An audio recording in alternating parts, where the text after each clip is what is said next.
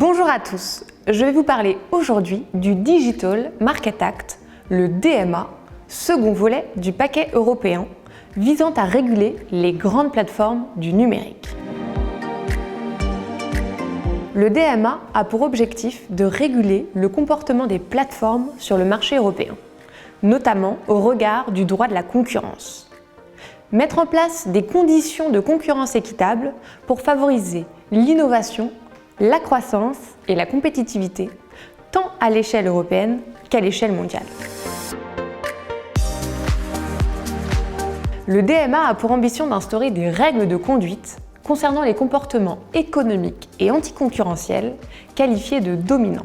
Le DMA devrait imposer des obligations dites ex ante, c'est-à-dire des obligations qui sont connues en amont aux grandes plateformes en ligne qui font office de gatekeepers, en français, des contrôleurs d'accès. Il faut remplir 3 conditions cumulatives.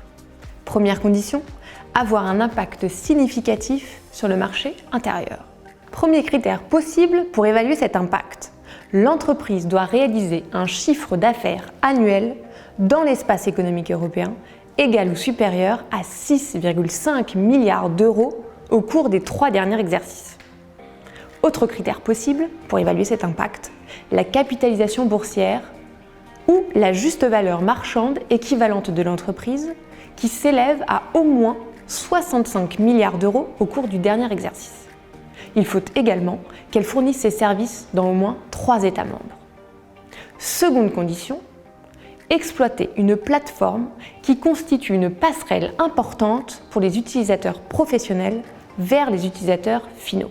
Concrètement, il faut plus de 45 millions d'utilisateurs finaux actifs mensuels et plus de 10 000 utilisateurs commerciaux actifs établis ou situés dans l'Union européenne. Troisième et dernière condition, jouir d'une position bien établie et durable dans ses activités ou être susceptible de jouir d'une telle position dans un avenir proche. La Commission européenne pourra infliger aux gatekeepers des amendes n'excédant pas 10% de leur chiffre d'affaires total de l'exercice précédent. Cela signifie par exemple qu'une entreprise comme Facebook, dont le chiffre d'affaires en 2019 était de 70,7 milliards de dollars, pourrait avoir à payer une amende allant jusqu'à 7 milliards de dollars. Par ailleurs, les infractions continues pourront donner lieu à des amendes payables de manière périodique, avec des paiements pouvant aller jusqu'à 5% du chiffre d'affaires.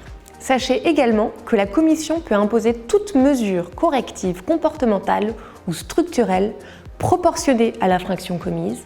Les mesures structurelles pourront même aller jusqu'à imposer la cessation d'une activité. Bien entendu, le cabinet reste à votre entière disposition pour toute question.